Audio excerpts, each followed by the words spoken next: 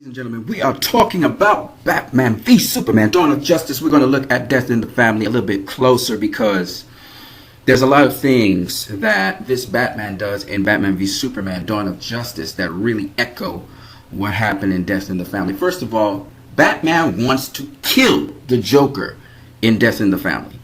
And that's because the Joker has killed Jason Todd, the Robin.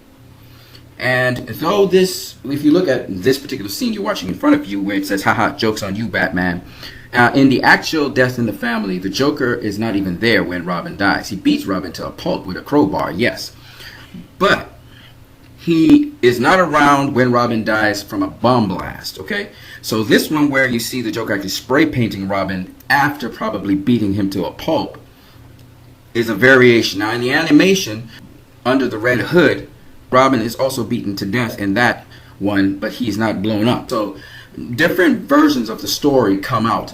Batman flips out. He wants to kill the Joker. Joker gets diplomatic immunity. In the end, Batman does not kill the Joker, but Superman does intervene in Death in the Family. Now, in this movie, Batman wants to kill Superman because Superman, he thinks Superman kills a whole bunch of people in his Wayne Towers. At least 12 people die in that tower. Batman becomes more brutal. He takes a lot more damage. This is all in Death in the Family. You can go read about it.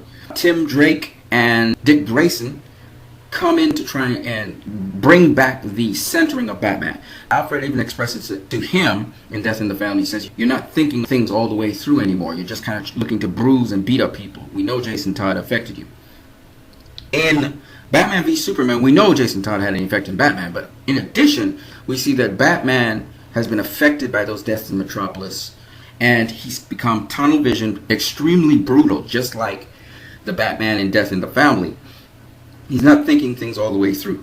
And it's like he needs another Robin, or he needs another person to center him. Alfred's not enough. We actually see Robin, that is the Tim Drake Robin, discussing this, talking about how Batman has changed. Okay? You guys should go read Death in the Family. It's a lot to it, so go ahead and check that out. What this means, though, is that there is a Nightwing existing in this DCEU. Dick Grayson is around somewhere. When we're talking about live-action movies, we're talking about since Batman in 1989, directed by Tim Burton, starring Michael Keaton as Batman. From that Batman to this present Batman, live-action that is, this is the best Batman you will ever see on screen up to this point. Ben Affleck's Batman, Zack Snyder's Batman, aka Frank Miller's Batman, is the most brutal, but also the most fluent action Batman, not just in terms of action sequences. For the first time, we see not a belaboring on Batman's gadgets. He's using the gadgets seamlessly throughout this movie. He has a whole bunch of gadgets. We see him use his intellect throughout this movie, even though he's tunnel vision, and his detective skills.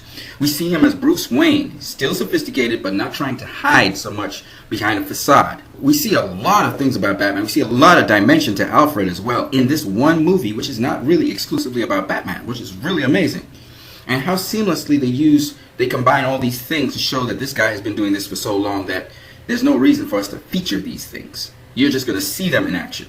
So there's more an emphasis on functionality of his gadgets and his tools to help the storyline than it is so much about focusing on those things. One more thing I want to talk about is the Trinity. Now, if you guys have ever watched Batman, Superman, Wonder Woman, Trinity, or you've read the comic, you would know these guys don't get along with one another. Wonder Woman, she falls out with Batman. Batman is a real punk. You know, Batman is a real, what people call an asshole. Superman is the dude that's really the stand-up dude. In this movie, again, Batman plays the role of the asshole. Wonder Woman, however, is the one who's the mysterious one in the story. And Superman is the stand-up guy, right? He takes whatever you throw at him, he's going to take it, and he's still going to help the world. Now, what's interesting is seeing all three of them together. If you haven't gone and seen my videos on Wonder Woman, Batman, Superman, etc., just go look at Batman v Superman, dedication to the comics. It's in my playlist, alright? But suffice it to say that these three characters, man, really came together beautifully on the screen. I really liked how they story told them, how Wonder Woman's story played into the major storyline with Batman and Superman. And again, people talk about Batman having guns, and they're talking about him killing people. That's been forever in the comics. Okay, Batman has all kinds of gadgety guns.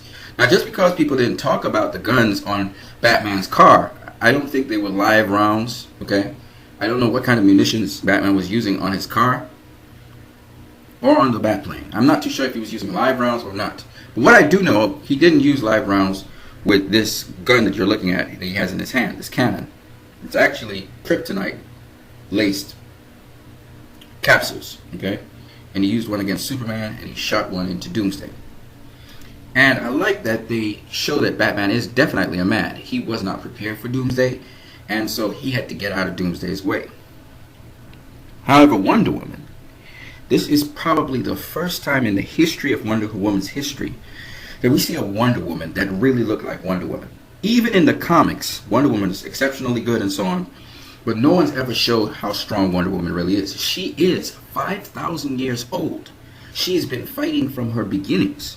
Wonder Woman is the most trained warrior in all of the three of these superheroes. Wonder Woman has more expertise in martial arts than any of them.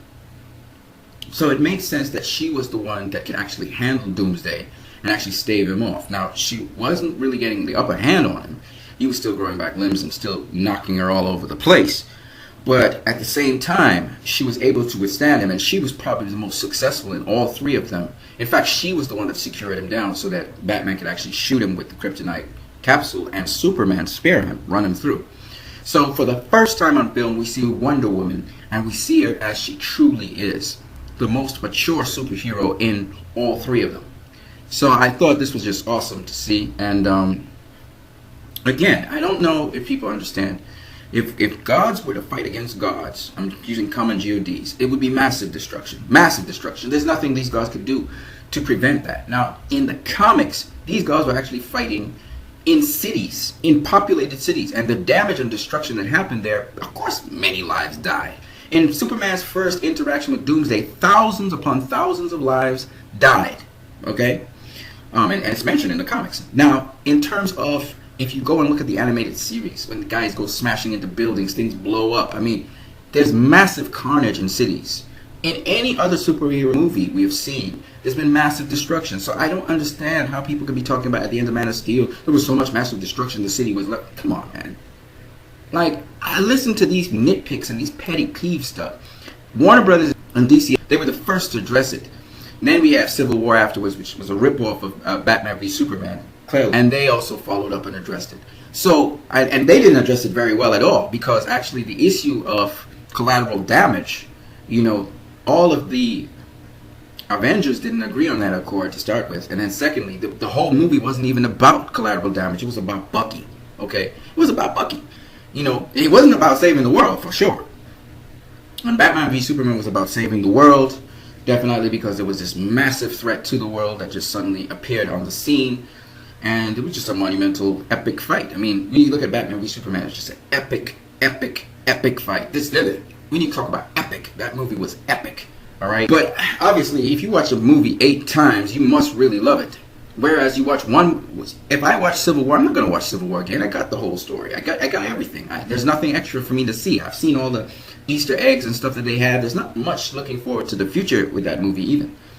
Batman v Superman, there's so much to look forward to in the future. It's not funny. I'm not going to reveal it. I'm not going to reveal it for people, to spoil it for people, but just suffice it to say, there's a lot to look forward to. And obviously, there are going to be a number of other movies that build off this movie.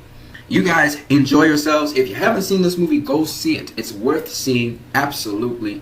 All of the stuff that people say about it not being coherent and so on, that's just a matter of taste. It's not really a fact. The movie is very coherent. It's just that the style of the movie, where they share time with different characters in the movie, is what people are saying is incoherent. It's not.